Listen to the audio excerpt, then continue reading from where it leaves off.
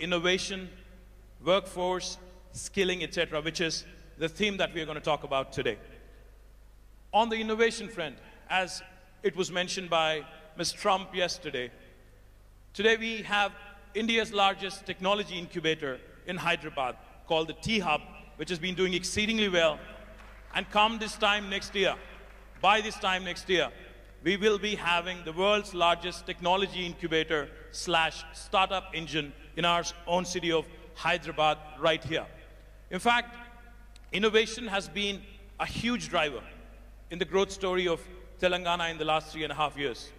Our Honorable Prime Minister, Shri Narendra Modi, for the first time in Indian history, for the first time in the history of this country, talks about Startup India. He realizes the importance of innovation. He realizes the importance of skills. He talks about Startup India. He talks about Skill India. And he also talks about how to ensure that this large demographic dividend, which is up for the grabs for India, because more than 50% of our population is less than the age of 27. More than 2/3 of India today is less than the age of 35. So that goes to tell you, India has the largest think force. I don't like to call it workforce. India today has the largest think force on the planet for any country in the history of the planet. As the world is aging, India is getting younger. As the world today, the average age goes high and high, India is getting younger and younger. But that throws up a very interesting challenge. All the way from Hyderabad and Telangana government and right up to the United States and Trump administration. The one big challenge every government faces today is employment, is creation of jobs. Now that throws up an interesting question. How do we ensure that this so-called demographic dividend is completely harnessed, is completely leveraged by the governments? The human capital, how do we harness it? How do we ensure that this innovation, in this innovation and knowledge economy, how do we keep going? And how do we make sure, most importantly, women, for whom another added dimension, another compounded problem is the gender discrimination that is rampant across the first world, second world, or third world, irrespective of which country you come from. So we want to talk about all these innovation, skills. How do we ensure we create jobs? How do we also ensure at the same time we create both job creators, a platform for job creators like T-Hub, and how do we also ensure that for those people who are seeking employment, how do we make sure that they're adequately skilled? How do we also ensure that they keep refreshing their skills every so often? So like I said, I have cracker of a panel, and let me start by introducing the four powerful men. I have four powerful women. I've never done this in my life, moderation. So I'm a little nervous as well, so you have to bear with me for the next 1 hour.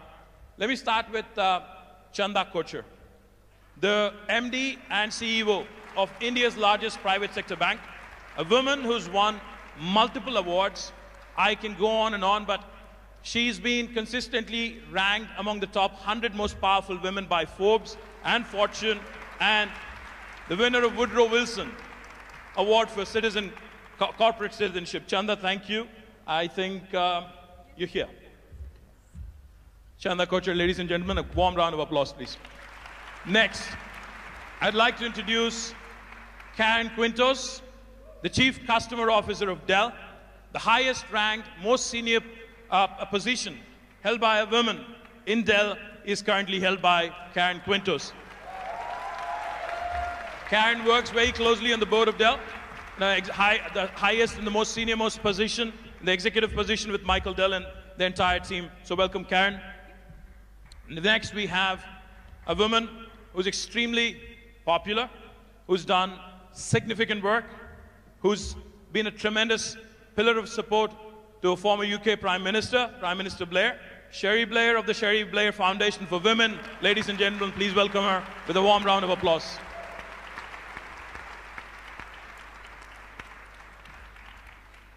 As I've mentioned, I'm the Minister for IT, Government of Telangana. IT normally stands for Information Technology, but for the last 1 month and more so in the last 1 week, IT also in Hyderabad means Ivanka Trump.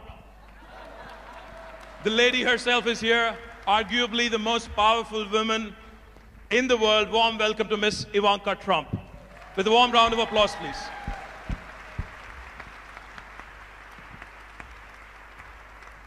I didn't know what to call her because she dons multiple responsibilities, multiple roles. So I wanted to make sure we capture this moment. We have a banker, we have an advisor to POTUS, and many, many other things also. We have a lawyer, and then we have a chief marketing and chief customer officer. So welcome, ladies, and then we can get started. Thank you very much. What a group. Good morning. It is a bunch of really, really energetic people at 9 a.m. in the morning. Do you guys need more coffee? Well, this is a great panel. Thank you, ladies, for joining me. Let me start off by posing one question, and let me start off with Chanda. Chanda, you've donned multiple roles. You've been rated as one of the most powerful women in business by Forbes, by Fortune. You lead India's largest private sector bank. You're among the top 10 most influential businesswomen in the world. Let me ask you, what does it take, really, to ensure that you break through the glass ceiling, you work through whatever it is that is required to make it right to the top in the corporate world? Well, I think it's a combination of many things. It's what you yourself as a woman desire and want to achieve. It's what, the encouragement and support that you get from your family. And it's the entire ecosystem in the organization where you build your career. So let me start with the ecosystem first, because I think, I was very fortunate to be part of an organization that has always been a merit-oriented organization. And that gave all of us the comfort and confidence to say that if, even as women, we put in hard work, we'll be recognized for the work that we put in. We'll be given the next promotion or the next responsibility based on your capability and will not be discriminated against just because you were a woman. Well, beyond that, I think, it's about the woman himself or herself in that sense. Because, I have seen that women are actually sometimes even more capable and more intelligent than the boys that we recruit. I agree. I completely agree. But at the same time, we tend to give up when it's the most difficult time in our life stage, which is when we are starting our families. And I think that is the time when women need to decide not to give up. Because if you do not give up at that time, then you're able to continue for long. And I can later talk about what ICICI as an organization has done about really making life comfortable for women at that life stage. But I think that is very important. And I feel that at that time, it was I who believed that I want to do this because it's my desire. I'm not doing it because someone is forcing me to do it. And I think that conviction takes you through the period. But beyond that, I must say that, your family, your larger family, has to be a part of your growth and progress. And it's not, as mundane as saying that they're supportive of what you're doing. I think that's actually putting their contribution in a very mundane manner. I think what gives the woman the inspiration is the joy and pride that your family feels in your every step. And that is the biggest driver and motivation for women. Fantastic, fantastic. Let me go to Karen quickly. Karen, Chanda represents the Indian corporate sector. She's an Indian woman who's made it right to the top, and she's worked her way through. How different is it in the United States? You've worked prior to Dell at multiple organizations, and you've been with Dell for the last 17 years. As I've mentioned, you're the top most ranked women in Dell right now. How difficult or how easy is it in the United States or the first world for a woman to reach right up to the top and to do what you've been doing? Well, first of all, I agree with everything that she said in terms of what it takes to be successful. The confidence that you have to have in you and your capabilities and what you can do and what you can enable, I think, has a huge impact. And I couldn't agree more on when you reach those difficult times and you feel like giving up is when you actually have to stay the course, because as a mother of three, two of which are daughters, it's unbelievable how much of a role model you can be as a successful woman in helping them and their friends and the larger kind of community and being successful. You know, candidly, I'm actually quite optimistic about what is happening now in this area. I think we all agree the numbers are not moving as fast as they need to be moving, but the amount of support that we are seeing in companies, CEOs, the White House, various other public and organizations in the support around getting more women into leadership roles and enabling that, I think today is remarkable. So it's still tough. I mean, it's still a environment out there that is really conducive to men, candidly. And I think through policy change, through culture change, through having great leaders step up and really want to change the game when it comes to this, I'm actually optimistic that over the next couple of years, we're going to continue to see some real momentum. Great, great. Then we go to Sherry. Sherry, for those of you who are unaware, mine is the famous surname. She was a lawyer back in 1976. She started her own law firm. And for the first time in the history of Britain, she was the first wife of a prime minister who had her own career. I think that was the first time that has ever happened in British history. So Sherry, how difficult was it to be in the limelight and also to have your own career? And I'm sure there must have been a fallout, there must have been a few issues that emanate from it. So let's talk about it. And how difficult is it, again, to be in the spotlight again and to fight it out through your own career? Well, I think that, first of all, one of the reasons I was the first spouse of a prime minister to actually have gone to university, and that includes Dennis Thatcher, who didn't go to university, by the way, is just a generational thing. My predecessors, if you like, were of a different generation where girls didn't get educated. In fact, Dorothy Macmillan, the wife of Macmillan, the prime minister, actually told her daughter that she shouldn't go to university and stopped her going to university because she said all she needed to do was to know how to run a household. So there's a generational thing and a change in what we expect from women. What was it like holding down a full-time job as well as being married to the Prime Minister? Well, I didn't think after 20 to 25 years in my own career, where I'd worked when I had 3 children under 5, when I was essentially supporting my husband as he went on his political career, why would I change my job just because he had changed his? Now, this did cause... Absolutely. This did cause some consternation in Downing Street because they basically expected me to be there to be the hostess and the support and to be wheeled out on the occasions when it was required. And I did all that, by the way, but one of the things that enabled me to carry on with my career actually was IT.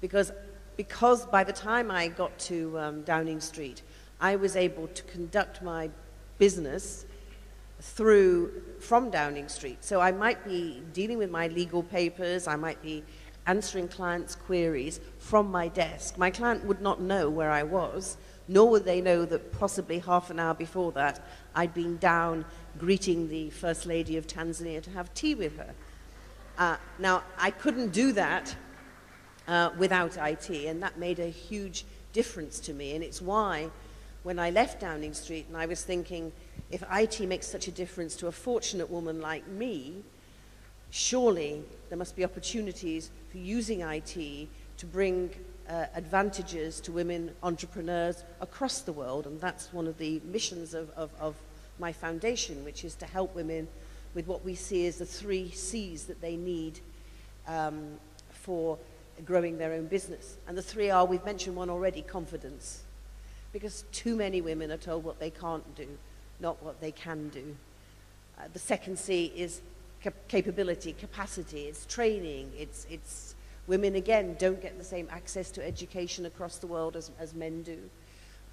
Business is partly instinctive, but partly it's about knowing how to run things right, how to read a spreadsheet, how to build a business plan, how to make the right sort of pitch to get the sort of money that Chandra will then loan you the whatever capital that you need. And the third one is access to capital.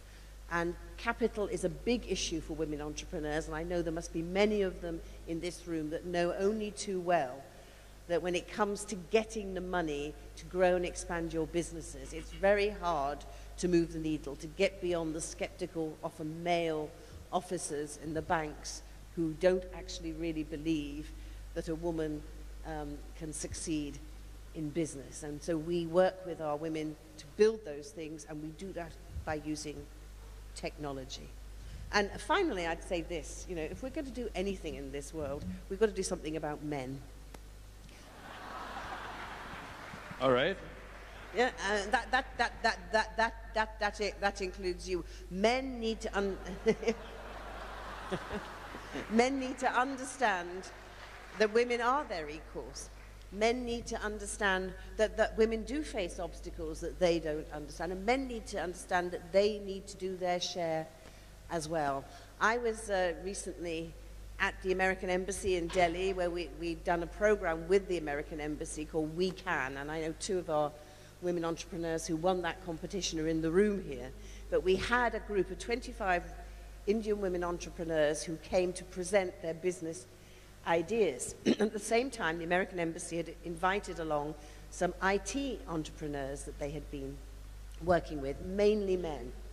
And the women were talking about their obstacles, and yet one of the young men stood up in the audience and says, I don't understand what this woman is talking about. He says, sometimes when I go to an interview or to seek a business, people ask me about whether I'm married, and you know, I don't find that offensive, so why are these women complaining that they can't get any help and assistance, because when they come there, all everyone is asking them about is whether they're married. And that just showed the women were very firm with him about there is a difference, because for a man here, if you say you're married, people will think, oh, responsible, not likely, you know, got responsibilities, likely to be a good bet. For a woman here who's looking for capital and comes and they say, are you married? And she says, yes, I am. They think, oh, difficult, going to get pregnant, you know, got other responsibilities. So it's a completely different mindset. And unless young men, like the young men in those rooms, understand that, and understand the difficulties that their wives and their sisters, and yes, their mothers are experiencing, then we're never going to change this dynamic. Thank you, Sherry. In fact, you talked about... Sherry talked about 3 C's: capacity, confidence, capital. I think the 4th C today, Sherry Blair. Ivanka, you are advising the leader of the free world. You have a unique opportunity to bring about a huge, drastic transformation across the world, especially from the women's perspective that Sherry so eloquently spoke about. In India, in Telangana, we do a bunch of things with the private sector as well. We work with Cisco in a program called Women Rock IT. We also work with Microsoft, another US company, in what is called as Girls in Technology. We also work with Facebook in what is called as Boost Your Business. We work with ICICI and a bunch of private sector players. My question to you is, how can a government, be it the United States or India or any other province in India or across the world, how can a government ensure that we do more in terms of policies for bringing in more women into workforce, ensuring that they're skilled, and also how can we work with the private sector in ensuring that we give a larger share to women, which is what we've been talking about. Well, thank you, and thank you for having me here today on this remarkable panel. So much of what was said was deeply inspiring, and I agree with wholeheartedly. So one thing I'd just like to throw out there is these aren't women's issues. We're half the population, so we have to just start thinking about them as critical issues, not women's issues. So the role of strong male voices in this conversation, to Sherry's point, is very, very important. Also, going back to something else you said, Sherry, I think one of the reasons we're seeing an explosion of women's entrepreneurship is because traditional workplaces often haven't worked for us. We are disproportionately providing unpaid care while also needing to support our families financially. In the vast majority of American homes now, all parents work. So women are working, supporting their families, and providing unpaid care. And often, and you know, after years and years, generations, these cultural, social, work institutions were not set up with the assumption that there would be two parents in the workforce. So we just have to fundamentally change things. It's starting to happen in the corporate world, albeit typically at larger companies, not smaller companies. It's a lot harder in terms of flexibility. Traditionally for people in tech and in finance making more money, not for women working at the lower income end of the spectrum. So I think that's where government policy comes in, and we need to start thinking about ways to support the modern workforce and the modern reality of dual income households. I think technology is a great driver of entrepreneurship because a lot of women are leaving and saying this doesn't work for me, and it's emboldening them to go out on their own.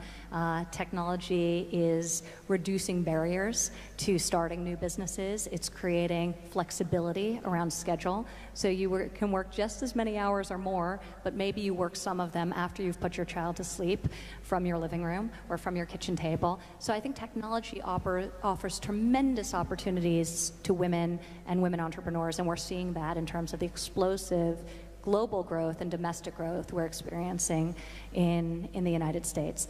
But going back to public policy, I think it's incredibly important we have policies that support the modern working family. You see in tax reform the expansion, the vast expansion of the child tax credit, recognizing the massive investment parents make into their families at a time when wages have stagnated for so long, and working parents really need relief.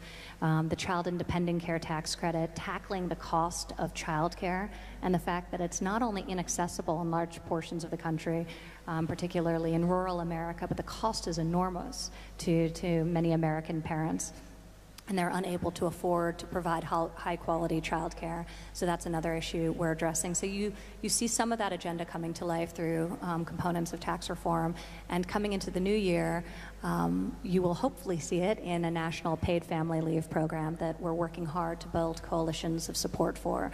The president included it for the first time ever in his budget this year, paid family leave, maternity, paternity, adoption, and I'm very encouraged by that step, and we'll be working with Congress to try and pass what is a long overdue policy. So that's where you have public policy and many other things we're doing. This is a panel focused on skills training and workforce development, and we're really seeking to fuel that and make sure that we have the best trained next generation, K through 12, rethinking what we're teaching and the alignment of what's being taught in the classroom with the jobs available in the economies into which the students are graduating, but also worker retraining and skills training for older workers whose jobs have been displaced or are looking for new opportunities in their own lives as well. So this is an area we've been very focused on, and I can talk about in more detail if the conversation takes us there. But you'd mentioned the private sector, and I can't say how important this is. I mean, it's really all innovation comes from the private sector. That's where it starts, that's where it originates. And government, and thank you to all of you out there and you incredible entrepreneurs who are taking some of the world's greatest challenges and obstacles, whether it's humanitarian aids or just providing a service better or reinventing or inventing a new idea. So it's incredibly exciting what you're doing, but government's role is to help fuel that, to eliminate barriers, to create an environment in which you can really accomplish your dreams and your goals, and we're seeking to do that domestically, and very excited about the work we're doing internationally to create opportunities for entrepreneurs and women entrepreneurs, especially in the developing world. Fabulous. In fact, let me compliment the Trump administration on, as you said, as you put it, long overdue, policy reforms which are in the offing now, and I do hope Congress passes it, and I do hope the Trump administration actually has a huge victory, especially in this very, very important sector. Chandra, you have a very ambitious ICICI digital village outreach program. You've already targeted 11,000 villages across 17 states, and out of which you've already created 7,500 women entrepreneurs. So what goes into ensuring that these women entrepreneurs in these villages from the rural settings, how are they empowered? How do you ensure that? I'm sure there must be obstacles in trying to bring them into the workforce. I'm sure there must be a lot of challenges. How do you overcome that? And how do you also ensure that they stay on top of their game? And how do they keep sustaining what they do? So let me take this in two parts. Let me also tell you what we do at ICICI to just encourage women participation in a large organization. And then let me tell you, as our CSR, what do we do in the villages to encourage women, in the rural areas. So in the organization, as I mentioned, we are an absolutely merit-oriented organization. And in fact, if people ask me, do you have special policies for women? We actually do not have real special policies for women. And I think the only special thing that we do is to create that environment where women feel confident that it's on the basis of their merit that they will rise. Fantastic. Having said that, we also realize that, at specific life stages, women need that special care so that they don't give up.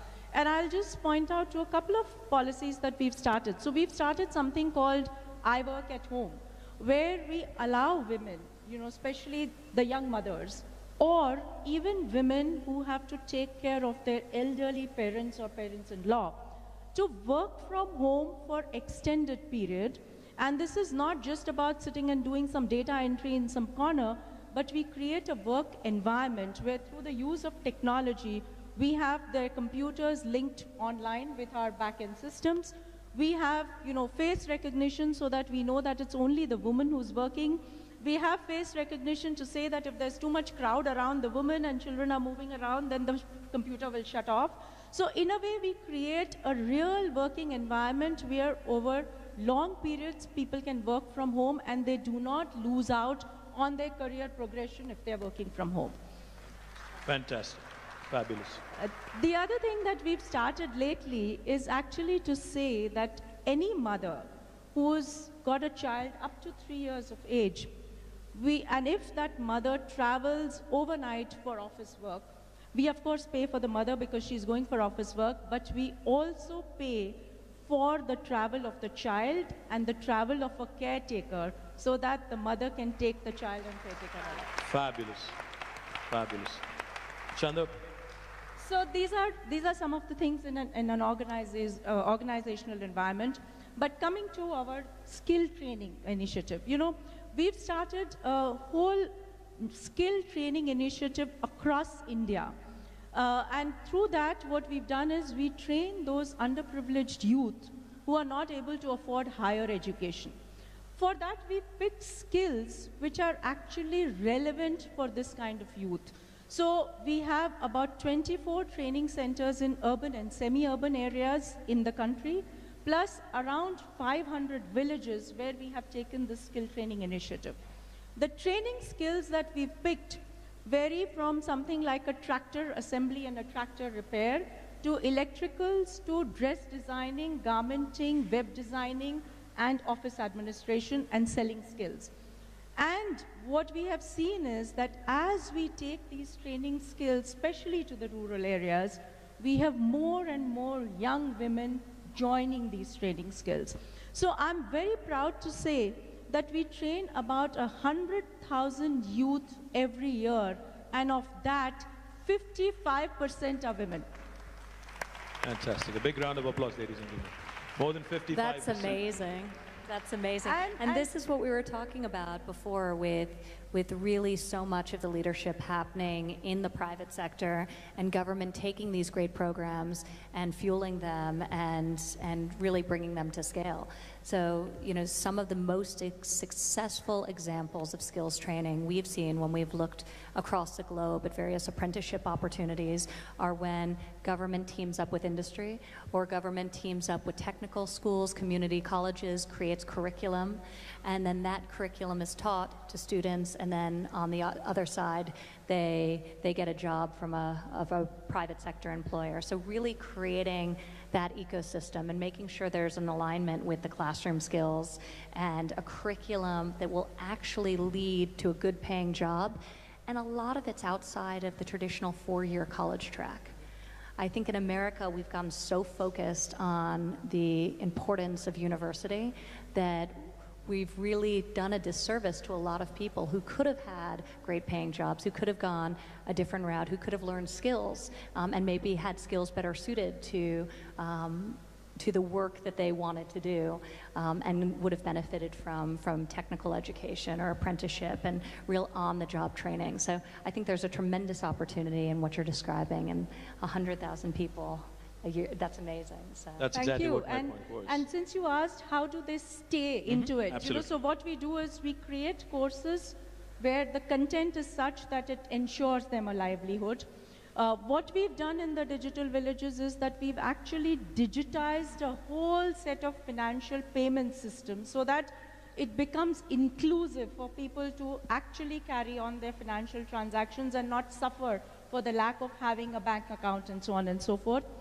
Then we provide, after providing them skills, we provide them credit linkage so that these people are able to get, an ability, access to credit so that they can start a livelihood of their own. And we provide them market linkages. So we link them, either if somebody's learned garment manufacturing, then we link them to the garment factories around the village so that they get a constant source of business. Or if somebody's learned office administration, we link them to the companies so that they get a job. And therefore, this 55% women who are part of this initiative, almost 95% today are standing on their feet and earning some livelihood or the other of their own. Brilliant, brilliant. That's a great story. Yeah, and That's what we've seen story. is that this gives them not just an economic confidence, but it actually gives them a confidence of investing back into their families, into their villages, because I again believe in this phenomena that, you say that if you educate a man, you educate an individual. But if you educate a woman, you family. educate a generation. Absolute generation. Well, 55% plus employment in the rural economy. Let me go back to you, Karen. In Dell, you're leading a couple of very interesting inclusiveness and diversity initiatives. One which is called as Women in Search of Excellence, WISE acronym. And then you also have another very interesting program, Men Advocating Real Change, or MARC. You want to talk about it a bit more? Sure. I mean, this is an area that is clearly near and dear to us, and I'm sure is important to everyone in the audience. You asked the question, what are companies need to do to get more women into leadership roles and help with skills? We launched a couple of years ago unconscious social bias training. The biases that exist in society today, Cherie talked about some of them when it comes to women and, being married and those types of things. They have to be addressed. Men need to be part of those conversations, and that's what we did with the MARC, Men Advocating for Real Change training that we have done. We have trained nearly 90% of our executives. We made a goal that we're going to take it out to all frontline managers by the end of next year. It teaches all of us that we have biases, and it's how you respond to those. And it's what you do to lead your teams through those and recognize that the world is a better place. Business outcomes are great when you have diverse thinking that you can enable. And corporations are just better places when individuals can come in and feel that they can be themselves and really contribute to the company and the organization. We also have a very, very robust employee resource group. Our Women in Action resource group is the largest resource group that we have. It is 13,000 employees strong. We have 40 chapters around the world. We are using that employee resource group to fundamentally help drive some of the policy changes around paid time off, around enabling our flexible work from home solutions. We clearly see that technology can enable how women and men can work from home. We have sites across Dell where nearly 50% of the workforce works from home 1 or 2 days out of the week. And this has actually been a huge enabler for us to hire women back into the workforce that have taken some time off, that have children, that their children are getting older and they want to come back. And there is an untapped potential labor pool that is out there of women that have master's degrees, that have started their own businesses, that we are actually rehiring back at Dell. And they're continuing to lead, major organizations and functions for us. And a lot of that is enabled through a lot of these practices. No wonder you won the Working Mother of the Year, 2012, the award by the Working Mother magazine, because the work-life balance, I think, you talked about. So Sherry, going back to you, when you launched your foundation in 2008, you talked about how women being a part of the workforce is going to lead to stronger economies. You want to elaborate a bit on that and what your foundation has done to further the cause in the last 9 years? Well, I think the frustration I feel after, as you say, we founded the foundation in 2008, is that, all the research we see all the time shows that by empowering women, by women getting engaged in the economy, that makes for stronger economies. McKinsey recently produced a report which said that the world GDP would increase by $28 trillion if women were given equal access to economic opportunities that men have. And yet this year, the World Economics Forum Global Gender Gap showed that when it comes to women's equal access to economic opportunities, we've actually gone backwards. So the dial hasn't gone forward, it's actually gone backwards. So what is going on? There are clearly, it's not enough to keep producing evidence that empowering women makes a difference. We've actually got to make sure that people do something to implement these things, because there are barriers. Take here we are in India, amazing country, vibrant, so much going on, and yet India has one of the lowest participations in the workforce of women in the world. Absolutely. It is right down there with some of the poorest countries in the world, and does worse, for example, than countries like Bangladesh. So only, I think it's 27% of women over the age of 15 participate in the workforce in India. And when you look at women graduates from India, 67% of those do not go on after graduation to participate in the economy. So that is a huge disadvantage for India. And if these women were contributing their talents to the economy, then the Indian economy would be doing even better. So why is that happening? And we've touched on some of those things, and what we have tried to do with our programs is to help women get the skills, to get the information that enables them to break down some of these barriers.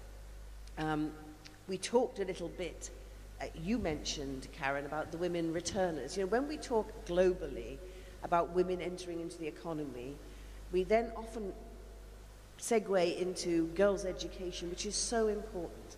But in a world where so many women get married very young, if we ignore the women, as you were saying, who after they've had their families, and if you get married at 15 or even 18 and you have your children very young, you are still very active and got a lot to give in your 40s when you're possibly even a grandmother.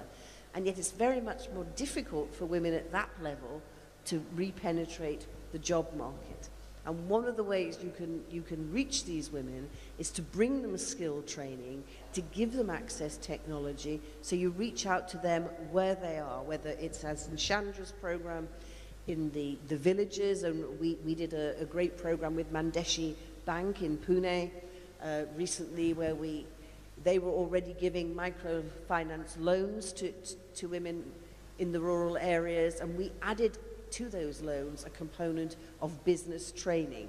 And as a result of that, we found that the women not only got the money, but they used the money more wisely, and therefore were able to increase their business skills. So I just wanted to tell you the story about one of the women that I met there, who'd been on our training course. And she was 37, she already had 2 teenage children. 6 years ago, she was working in her shop, and she cut off her left hand on a slicing machine. Obviously, this was a huge problem for her, but she picked herself up. She came on the course, got a loan, And as a result of the business training, realized that she needed to diversify her business. As a result of that, it ended up increasing her income fourfold, which enabled her to pay for her daughter, who she wants to become a doctor, to stay on at school beyond the age of 15, which was the age that she herself got married. But I asked her to describe her day for me, and I just wanted to share this with you. So she gets up at 5 o'clock in the morning, and she then, from 5 to 8, milks the 10 cows that she now has to produce milk to go to her store. She goes back at 8 o'clock, and she then feeds her family and gets her children off to school. At 10 o'clock, she goes to her shop. And by the way, remember, she's only got one hand. And she works in her shop between 10 o'clock and 5 o'clock. At 5 o'clock, she goes back and milks the cows again until 8 o'clock. And then at 8 o'clock, she goes home and she feeds the family again and prepares for the next day, and she goes to bed again then at 11 o'clock at night in order to get up again at 5 o'clock in the morning.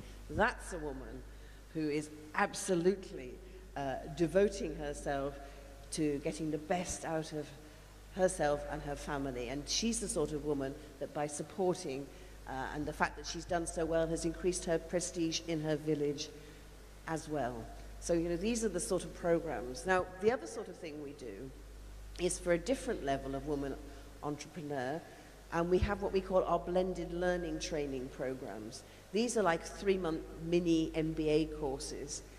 And the point about the blended learning programs is, though the women come together to do the business training, most of the course is delivered over the internet so that they actually don't have to leave their businesses. Because if you're a woman entrepreneur and you've started a business and you're progressing that business, but you need the business skills to expand that business, it's sometimes very hard just to walk away and leave that business. But by using technology, we can provide training to women where they are so that they can carry on their businesses and still get the skills that they need to develop. So a program we have in Nigeria, for example, it's called The Road to Growth. One of the women on that program who did our course, for example, was a psychiatrist trained in the UK. She came back to Lagos to start a mental health clinic. And she said, you know, I'm obviously an intelligent woman, but no one had ever taught me about business skills. So I start this business, I know how to do the medicine. But, you know, then it's a question of, well, how do I manage my finances? How do I manage my staff? How do I present a business plan? And so the blended learning training gives women these skills, but doesn't require them to have to go away for weeks and months on end in order to be able to do that. So we have to find practical solutions to help women who are earning money now do better at what they do without requiring them to have to make the sort of sacrifices that they can't actually make by giving up their businesses altogether. Absolutely, practical solutions. Can I just add one thing to Cherie, because it's actually an example that you all can see here at GES, and it speaks to how do we help connect women, and in particular women entrepreneurs, up to the skills, the training, and everything that they need. One of the things that we discovered years ago as part of the work that we've done around women entrepreneurs is access to capital, access to mentors, access to skills, access to expertise that exists out there. And through technology, we built this platform, and you can see it in the Dell booth, called Alice. So think Angie's List for women entrepreneurs. It's built on a technology platform.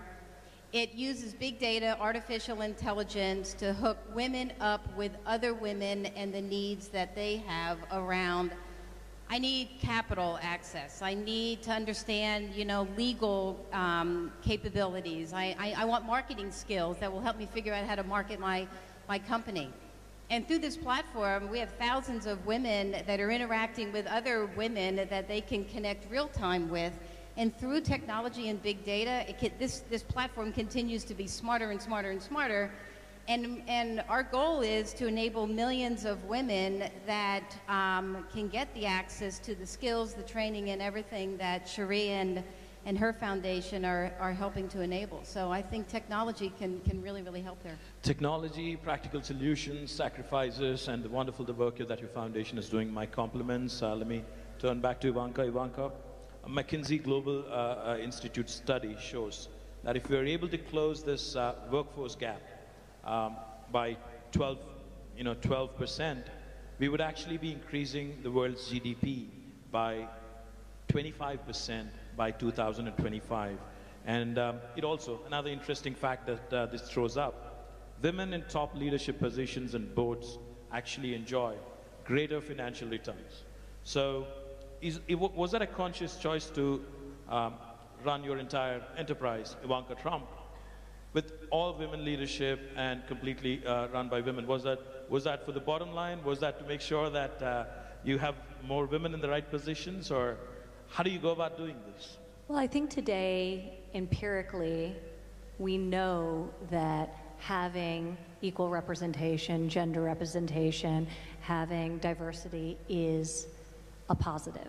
It's financially beneficial to business. And that's what's pushing corporations, not just a social responsibility, but a fiscal responsibility to their shareholders. And that's what's pushing businesses to diversify at a faster rate than if they were doing it for some other motivation. So that's exciting. And we're seeing all the studies, we're seeing all the data to support that very fact. So I think the key, and we've covered so much ground here. We've talked about the importance of public policy supporting working families, women and men who work inside or outside of the home. We've talked about the role of technology and how that can connect people to mentoring opportunities, like the great work being done at Dell. We're doing that domestically at the government through programs such as SCORE, which have been very, very successful in getting private sector and getting successful men and women to coach and to mentor other young people or not so young people, who want to become CEOs as well. So taking programs like SCORE. We've talked about inadequate access to capital, which happens domestically, unfortunately, as well. When you look at our participation or our share of venture capital funding is minuscule, 3% last year.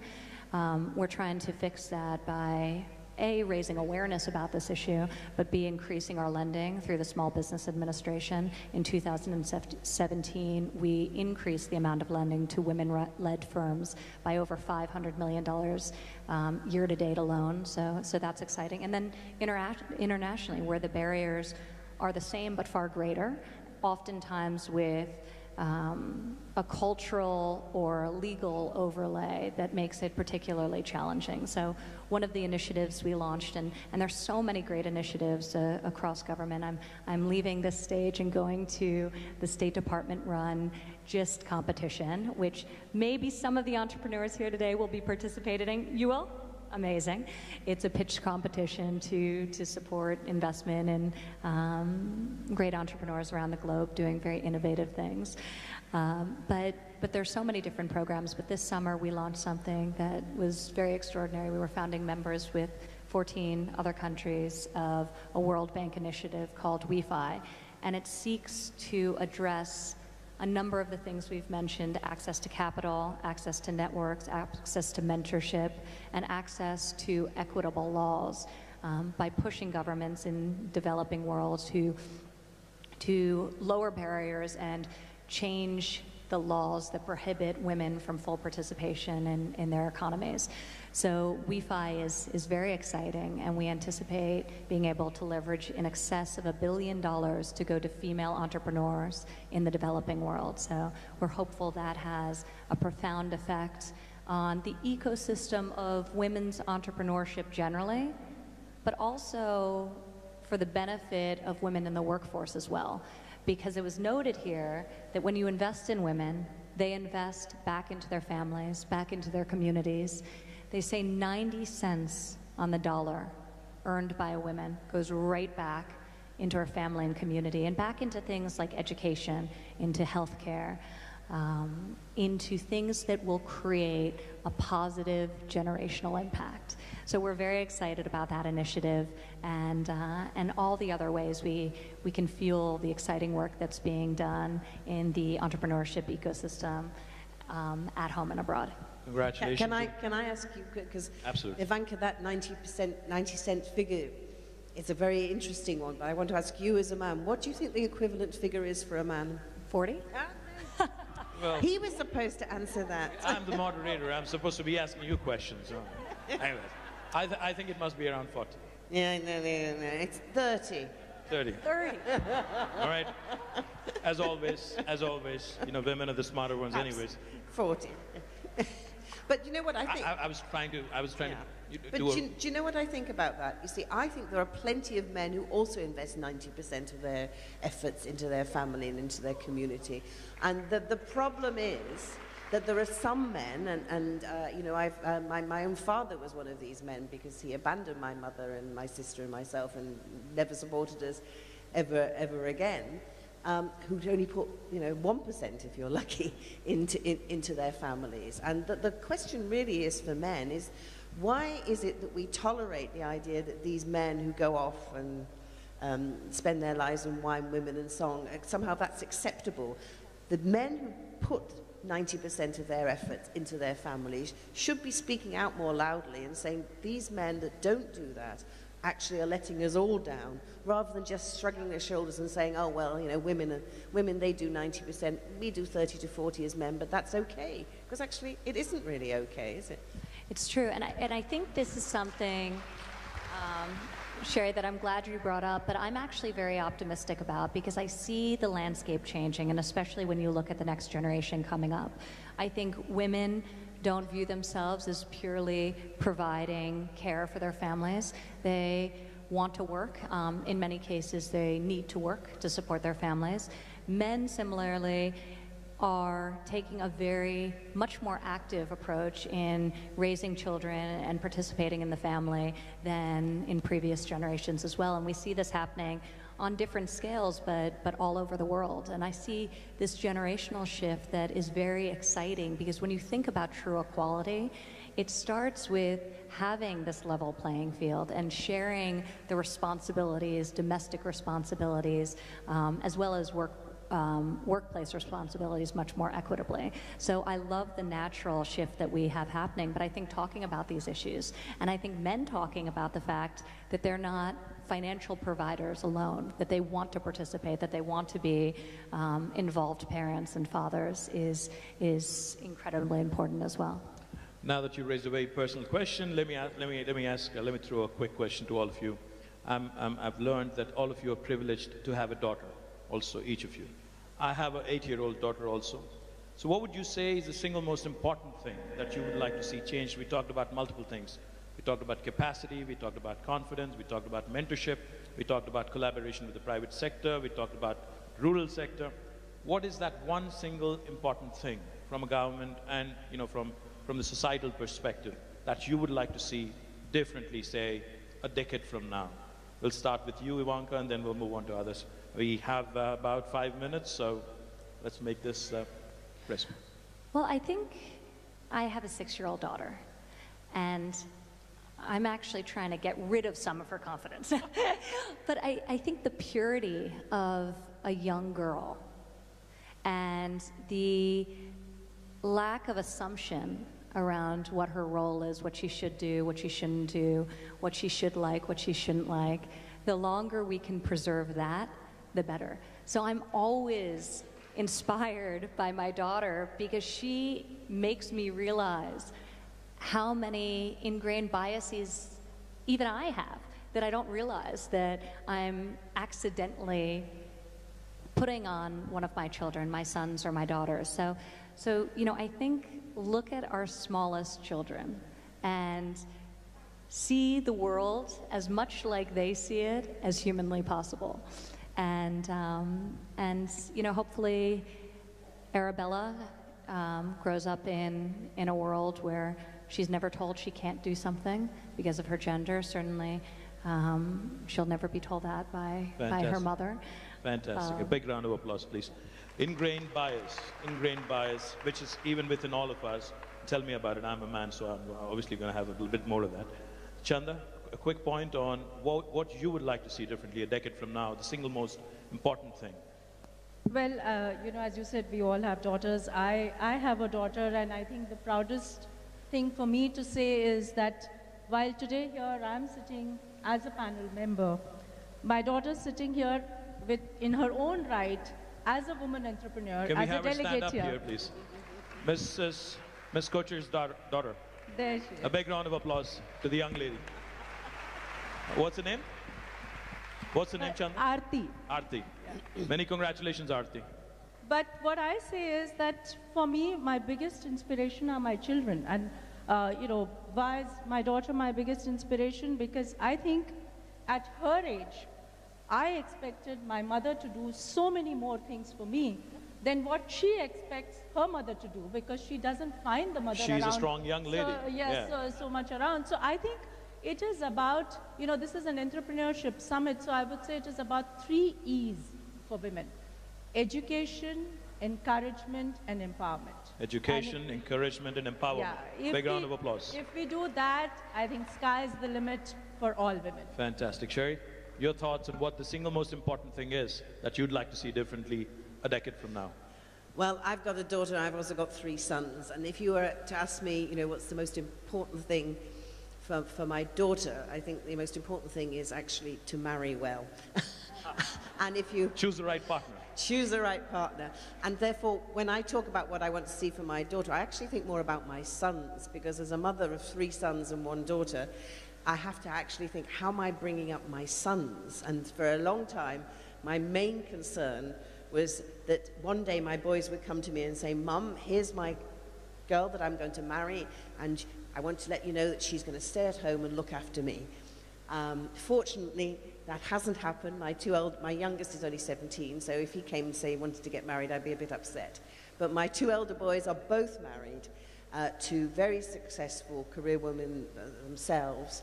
But the one thing I said to both of them before they got married, the day before, I said, I know you're all very proud of your wife and her career and what she's doing, but the crunch time will come is whether you're prepared at some time in your career to take a step back in your career so that her career can flourish. Because if you constantly think that yes, she can have a career, but it's always secondary to mine, then it's never going to quite work, is it? Because the girl will always then have to take the Since you mentioned choosing the right partner, one of these days when I'm going to catch the Prime Minister, I'm going to talk to him about his perspective as well on choosing the right partner. Can you also mention to him when is the time when he's going to take a step back in his career so that I can get on with mine? Absolutely, I shall ask him that. I do think, though, and I just want to layer something on top of that, because I do think you're right, that conversation needs to be happening about who's going to step back if somebody is going to step back. But I do think we have to do a better job of recognizing that all women are working women, whether they're working inside the home, raising their families, or whether they're working in a professional capacity. And I think we have to celebrate that decision either way, but we need to create an environment in which people can make the decisions that are right for their family. So destigmatizing men making the choice to do that, but also not disincentivizing or not frustrating women who choose that as the right path for themselves as well. Well, we're actually out of time, but... I want to say one thing. No, absolutely. In fact, all I was going to say what needs to change? I think we need to see more women and girls in STEM-related roles, whether they are entrepreneurs that are creating innovative technology, big data, all of that, or whether it's girls that are graduating with STEM-related degrees. The numbers are really scary, and that is where the jobs are going to be. The salaries are going to be higher, the job security is going to be greater, technology is permeating everything, and what I would love to see is a much more balanced set of graduates and women that are in STEM-related fields, because it's going to be a huge business imperative for many, many companies and governments around the world. Well, while we are out of time, I think I have some very powerful women in the world sitting on this podium, so I'm going to take my liberties. I'm going to ask the organizers to give us 2 more minutes, and then we'll close out some final thoughts. Chanda, on what do you think, again, on skills, training, capacity? We covered multiple issues. Final thoughts, closing remarks on what we should be doing. Say, 60 seconds? Yeah, so I said that, education in terms of in empowerment, you actually cover everything, whether it's skill, access to credit, and all that. And in terms of encouragement, it's the social approach towards women. But I want to take 1 minute to talk about India, because this is a forum where I think we should talk about India. And I just want to say that, for India, this is today a matter of both celebration, because India has come a long way, as well as a matter of resolving that there is lots more to do. So, clearly, as Sherry said, that, not even 25% of the graduated women really participate in the workforce. And therefore, the same McKinsey study says that for India, actually we can add in the next 8 to 10 years, $700 billion to our own GDP if we actually bridge this gender gap. But the way I look at it is that I think this is a glass half full, because that is what is the potential for India and India's GDP. But while we have a lot to do, I think I just want to tell this forum that I think India still does much better than many, many other countries in the world. And let me take, it's a wide spectrum. I mean, you do not have a country where you have 100 million families impacted by the self-help group movement, of which 85% of that self-help group people are women. Out of which 20 million are in Telangana. Yeah, yes, absolutely.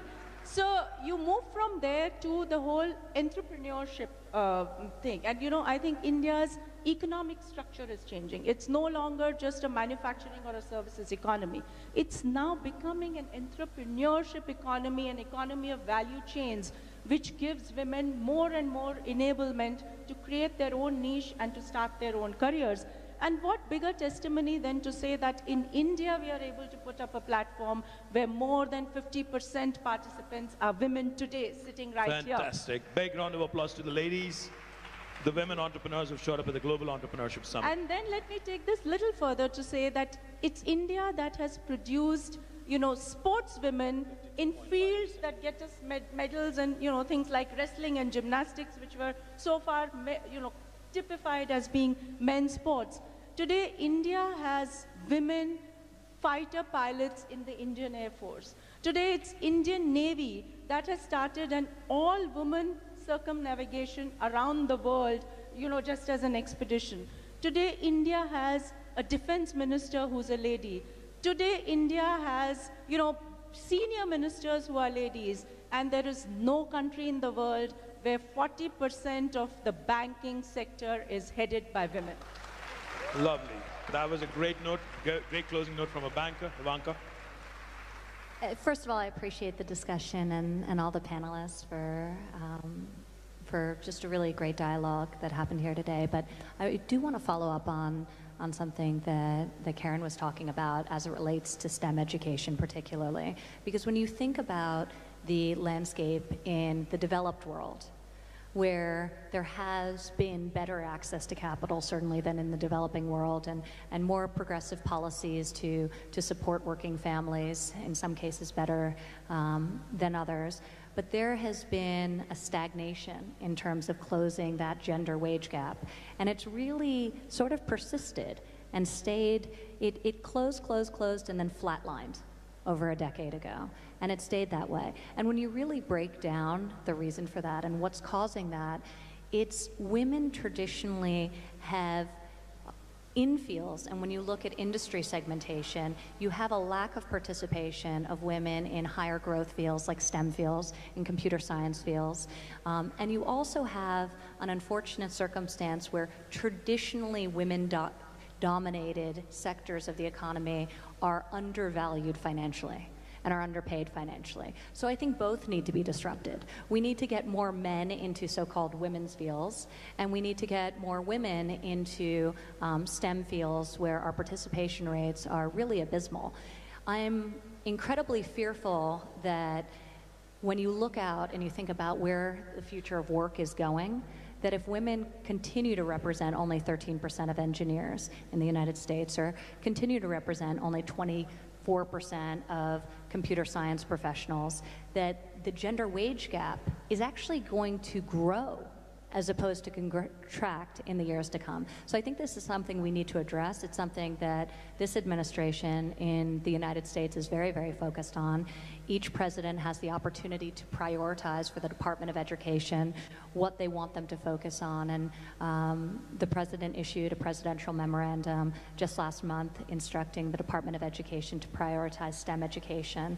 And in the guidance required that gender and racial diversity be considered when granting the money towards all of the different programs, so that the programs are actually designed to encourage gender diversity and to encourage racial diversity and to prioritize computer science. So I think it's critical that we think about occupational challenges and making sure that there's more equitable balance in especially the high growth industries as we look forward and as we think generally about the future of work in our own countries and around the world.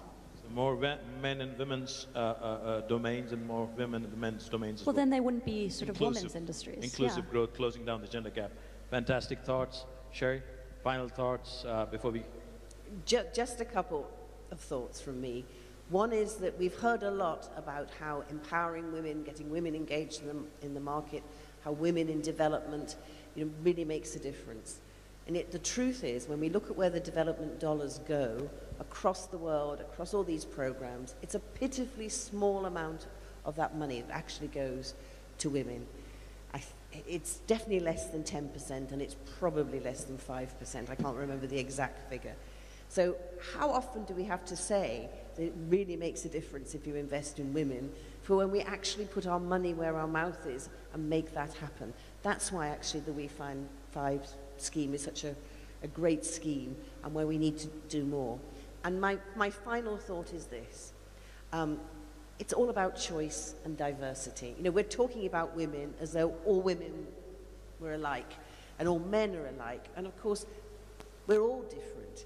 But it's about embracing diversity and most of all, respecting each other's choices, which is why when Ivanka talked about those women who choose to devote themselves to their family and work at home, that's their right and their choice. And actually, as women, we should be kinder to each other about each other's choices and actually help each other so we can make a choice and change our choices throughout our lives. So let's hear it for choice and diversity.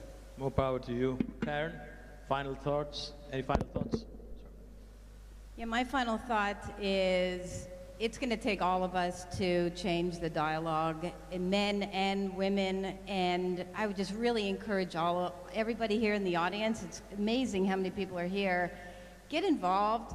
Get involved in changing the discussion, changing the trajectory, helping to invest in women entrepreneurs. Women cannot do this alone. We need men in the conversation, helping.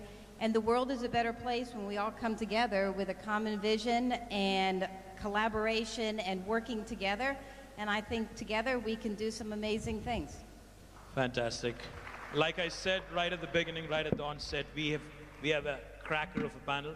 Chanda Kocher, Karen Quinto, Sherry Blair, Ivanka Trump.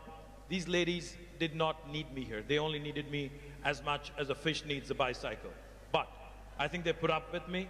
Thank you, ladies, for your wonderful, wonderful thoughts. Thank you so much for this lovely opportunity. Thank you very much. Thank you,